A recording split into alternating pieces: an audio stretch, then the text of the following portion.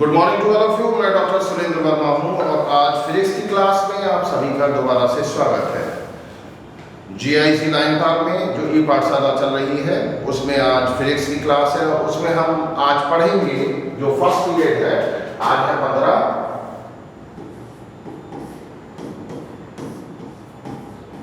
और ये period first है आपका। इसमें हम भौतिक विज्ञान का चैप्टर पढ़ेंगे।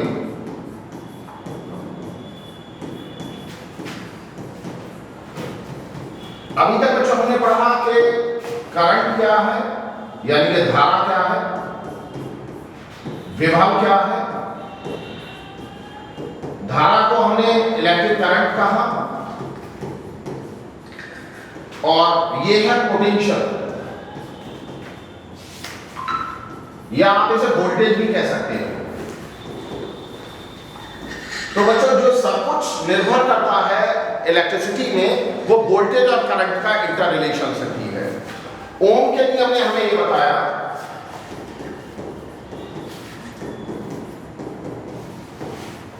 कि V डायरेक्टली प्रोपोर्शनल टू होता है I के, यानी कि पोटेंशियल डायरेक्टली प्रोपोर्शनल है करंट के। जितना ज्यादा विभव होगा उतना ज्यादा करंट होगा, ये हमें पता चलता है, राइट। तो V इक्वल टू IR भी होता है और R को बताया गया ये प्रतिरोध है। तो सारे इलेक्ट्रिसिटी में, विद्युत में आप तीन चीजों को मेनली पढ़ते हैं। एक है हमारे पास विद्युत धारा, दूसरा है विभव यानी कि पोटेंशियल, और तीसरा है प्रतिरोध। इनका इंटर रिलेशनशिप यानी कि इनमें क्या संबंध है वो ओम के नियम से पता चलता है। ये संबंध है, ये हमें पता है, ओम के नियम से पता लगता है।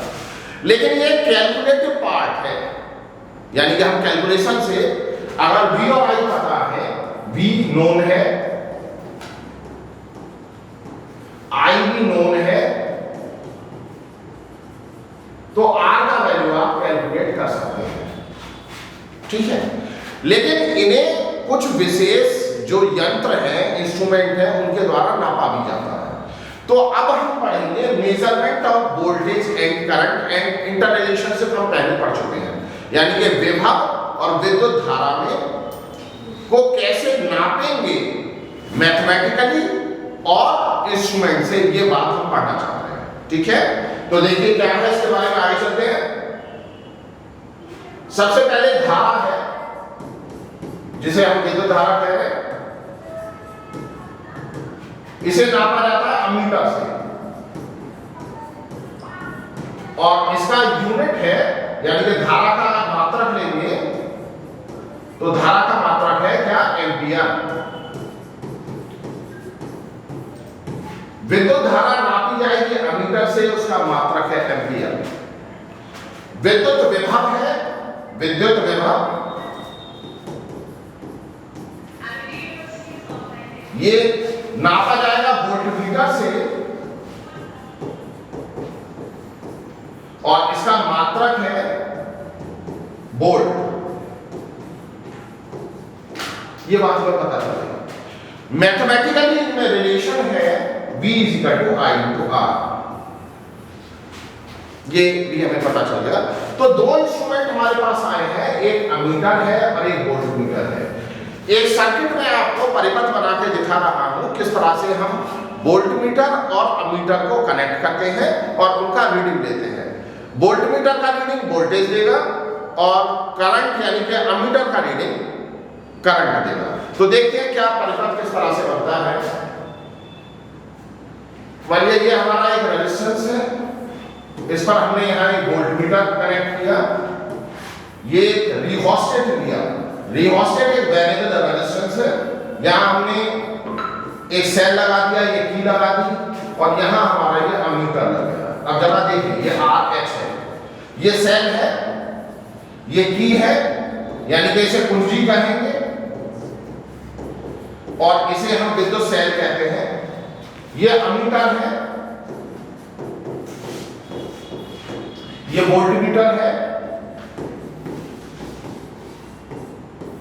ये जो है ये धारा नापेगा और ये हमारा वोल्टेज नापेगा, विभव। ये विभव किसके अक्रॉस नापेगा? इस रेजिस्टेंस के अक्रॉस, जो ये रेजिस्टेंस दिख रहा है, इसके इन दोनों के बिंदुओं पर कितना विभव है, कितना पोटेंशियल ड्रॉप हुआ है और इससे कितनी धारा प्रवाहित हो रही है, वो ये बताएगा। ओम के नियम से हमने ये देखा है कि V और I का रिलेशनशिप स्ट्रेट होता है, जितना ज्यादा वोल्टेज बढ़ाएंगे उतनी ज्यादा करंट होगी। मैंने आपको पहले भी ये बताया है कि जो विभव वोल्टेज है, वोल्टेज का प्रभाव करंट है, यानी कि धारा है। जो विद्युत धारा है वो वोल्टेज के कारण होती है। अगर वोल्टेज नहीं लगाया है तो करंट डेवलप नहीं होगी। करंट इफेक्ट है, प्रभाव है वोल्टेज का।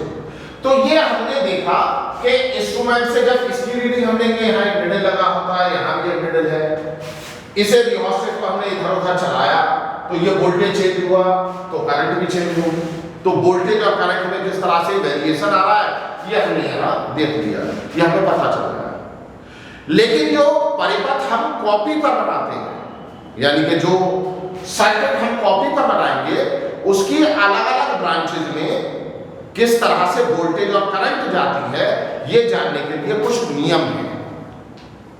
या हम कहें जो V और I इनके रिलेशन है, इनके नियम है वोल्टेज और करंट के, उसी के बेसिस पर हम कैलकुलेशन करते हैं वोल्टेज और करंट का, कि किसी भी सर्किट में, किसी सर्किट की, किसी परिपथ की किस ब्रांच में कितना करंट जाएगा और उस पर कितना वोल्टेज ड्रॉप होगा। जैसे एग्जांपल लेते हैं, मान लिया कि हमारा एक पाइप है, इससे हमने और बहुत सारे पाइप जोड़ दिए। कुछ पाइप बहुत पतले हैं, कुछ पाइप बहुत मोटे हैं। ये यहां से पानी आ रहा है, पानी कुछ इसमें जाएगा, कुछ इसमें जाएगा, कुछ इसमें जाएगा, कुछ इसमें जाएगा। तो किस किस ब्रांच में कितना कितना पानी जा रहा है ये कैलकुलेट करना है। इसी तरह से अगर हमारा ये परिपथ है, परिपथ ये तार है, चालक, इसमें बहुत सारे चालक और जुड़े हैं, इधर से वोल्टेज करंट आ रही है, कुछ इधर गई, कुछ इधर गई, कुछ इधर गई, कुछ इधर गई। तो किस ब्रांच में इसमें कितना करंट है, इसमें कितना करंट है, इसमें कितना करंट है, इसमें कितना करंट है, ये पता करना है, ठीक है। या इसके अक्रॉस इस पर कितना विभव है, ये पता करना है। इसे पता करने के मैथमेटिकल कुछ नियम हैं। जो पहला नियम था वो मैंने आपको बताया, वो ओम का नियम था। देखिए V और I, ये वोल्टेज और करंट हम पता करना चाह रहे हैं। इनके नियम क्या है? पहला है ओम का नियम, ओम का नियम ये कहता है V सीधे समानुपाती है I। भाई बात समझ गए सारे? अब दूसरी बात आती है, अगर सर्किट थोड़ा कॉम्प्लिकेटेड है, अगर सर्किट सिंपल है तो आप ये नियम लगाकर पता कर सकते हैं। अगर सर्किट थोड़ा कॉम्प्लिकेटेड है, थोड़ा कठिन है, उसमें बहुत सारी चीजें जुड़ी हैं, ब्रांचेस ज्यादा हैं, रेजिस्टेंस ज्यादा लगे हैं, तो किस तरह से करेंगे, वहां पर आता है दूसरी बात आती है किरचॉफ का नियम। किरचॉफ के नियम फिर हम निकालते हैं किरचॉफ के नियम से, जो अभी हम पढ़ते हैं। अब अगर सर्किट और कॉम्प्लिकेटेड है, यानी कि किरचॉफ के नियम से कि हम उसे ठीक से V और I की वैल्यू पता नहीं कर पा रहे हैं, तो हमारी आती है थ्योरम्स, प्रमेय। कौन कौन सी है? जैसे नॉर्टन थ्योरम है, नॉर्टन प्रमेय, थेवेनिन प्रमेय,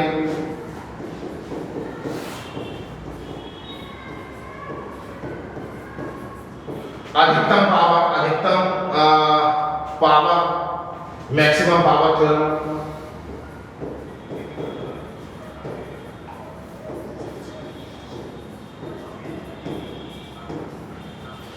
स्टार डेल्टा स्टार डेल्टा,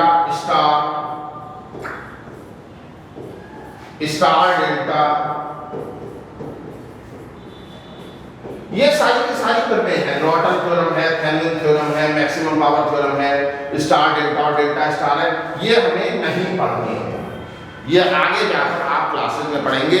लेकिन मेरा बताने का उद्देश्य सिर्फ इतना है बच्चों कि V और I का इंटर रिलेशनशिप, उनका कैलकुलेशन हम करेंगे या तो ओम के नियम से या किरचॉफ के नियम से हम करेंगे, नीचे और भी थ्योरम से, ये अभी हमें नहीं पढ़ना। तो आज जो हम बात करेंगे, मैंने बताया V और I के बारे में हम पढ़ चुके हैं, अब हम पता करेंगे किरचॉफ का नियम क्या है, किरचॉफ के क्या नियम है और उसे किसी भी सर्किट में कैसे लगाते हैं और उससे कर क्या रहे हैं। जैसा मैंने बताया किरचॉफ के नियम इंटर रिलेशनशिप बताएंगे V और I का, उससे हम R भी कैलकुलेट करेंगे। मैंने बताया तीन ही चीजें हैं किसी भी परिपथ में जो हमें स्टडी करना है, V, I और R, ये तीन चीजें पढ़ना है। इन तीन चीजों के बारे में कैलकुलेशन हमें करनी है, बस समझ पा रहे हैं। तो V, I और R का पहला कैलकुलेशन ओम का नियम था, V = I × R, ये पहला नियम है, यानी कि इससे हम कैलकुलेट कर चुके हैं। अब हम करेंगे किरचॉफ के नियम से। किरचॉफ के नियम क्या कहते हैं और किस वजह से है, वजह तो मैंने आपको बता दिया कि V और I का इंटर रिलेशनशिप कैलकुलेट करना या परिपथ की किसी ब्रांच में किसी उसके जो उसकी एक अलग से तार जा रहा है उसमें वोल्टेज और करंट पता करना, उसका रेजिस्टेंस पता करना, तो उसके लिए हम किरचॉफ के नियम पढ़ेंगे। देखिए क्या किरचॉफ के नियम।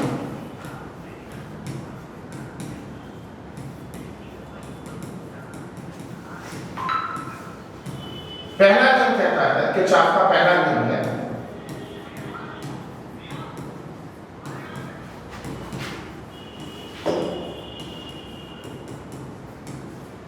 इसे हम जंक्शन रूल भी कहते हैं।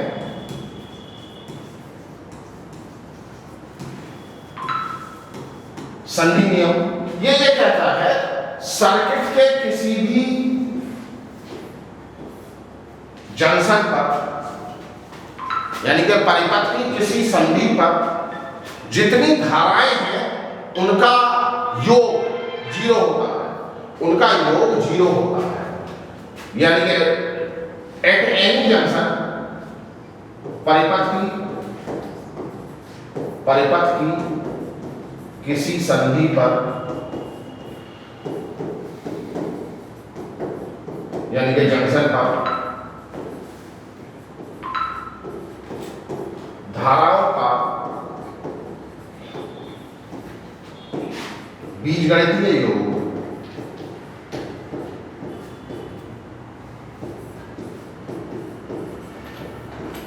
योग 0 है, 0 है, 0 है। बीजगणितीय योग 0 है। कहने का मतलब क्या है, अगर ये I1 है, ये I2 है, ये इधर से I3 है, ये I4 है, ये I5 है, I5 है, तो ये कह रहा है कि समीशन I = 0। कुल ना तो धारा एक जगह रुकती है, जितनी धाराएं आ रही हैं उनका जोड़ निकल के चला जाएगा, राइट। जो धाराएं जंक्शन की तरफ, ये जंक्शन है, जे है मान लीजिए ये जंक्शन है, जो धाराएं जंक्शन की ओर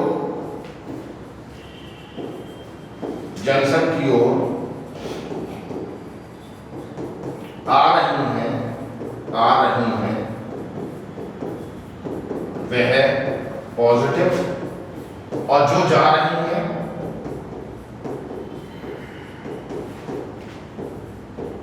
वह नेगेटिव होंगी। बात क्लियर हो गया। देखते हैं कौन कौन आ रहा है। I1 पॉजिटिव है प्लस I2 पॉजिटिव है। अब I3 बाहर जा रही है -I3, I4 भी बाहर जा रही है -I4, I5 भी बाहर जा रही है -I5 = 0। कहने का मतलब ये है, देख लीजिए, जो धाराएं आ रही हैं वो पॉजिटिव और जो जा रही हैं वो नेगेटिव। ये किस बेसिक प्रिंसिपल पर बेस्ड है? ये जो बेसिक प्रिंसिपल है जिस पर ये बेस्ड है किरचॉफ का पहला नियम, वो कंजर्वेशन ऑफ चार्ज पर है। कंजर्वेशन ऑफ चार्ज क्या कहता है? जो चार्ज आएगा वो चला जाएगा, आवेश के संरक्षण पर कार्य करता है। किस पर? आवेश का संरक्षण पूछा जाएगा, आवेश का संरक्षण, आवेश के संरक्षण पर कार्य। किस पर काम करता है? आवेश के संरक्षण पर। जो आवेश आया जब सभी तरफ वो निकल के चला गया। बात समझ गए? तो ये हमारा फर्स्ट लॉ है। क्या है ये? First law. अब इससे क्या पता चलेगा? इससे हम अलग अलग ब्रांचेस में करंट पता कर पाएंगे। पहले जो हम ओम का नियम लगा रहे थे वो भी सही है सब जगह, लेकिन जब ब्रांचेस बहुत ज्यादा हो गई, सर्किट में बहुत सारे तार आ गए, तो ढूंढना मुश्किल है। लेकिन किरचॉफ के नियम से धारा और वोल्टेज हम ढूंढ सकते हैं, पता कर सकते हैं। अब आगे देखिए, जो दूसरा नियम है सेकंड लॉ किरचॉफ का द्वितीय नियम,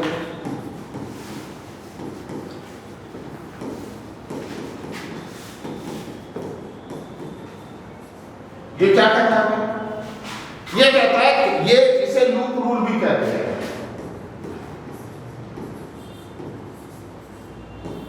लूप रूल, वो जंक्शन रूल था, ये लूप रूल है।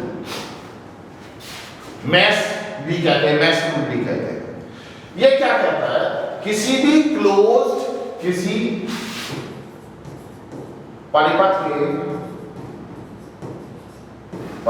के किसी क्लोज लूप में धारा तथा प्रतिरोध के गुणनफल का बीजगणितीय योग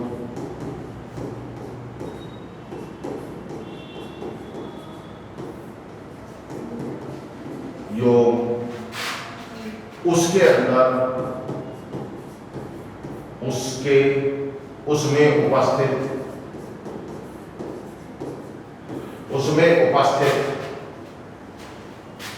ईएमएफ विद्युत वाहक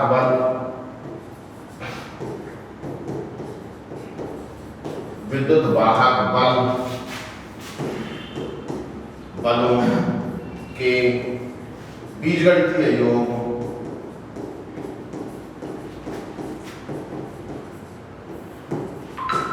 योग के बराबर होता है। क्या मतलब है? ये कहता है summation IR equal to summation E। किसी सर्किट के क्लोज लूप में रेजिस्टेंस और करंट का प्रोडक्ट का सम धारा और प्रतिरोध के गुणनफल का जोड़ बराबर होता है उसके अंदर कितने ईएमएफ है उनके जोड़ के। ठीक है, अभी पता चलेगा। और ये कंजर्वेशन ऑफ एनर्जी, ऊर्जा के संरक्षण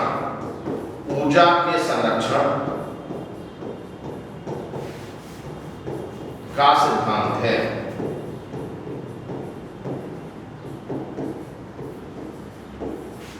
यह ऊर्जा के संरक्षण का सिद्धांत है। यह ऊर्जा के संरक्षण का सिद्धांत है। बात क्लियर हो गई? अब हम इसे समझेंगे सर्किट के माध्यम से। तो देखिए क्या होता है, ये हटा देते हैं।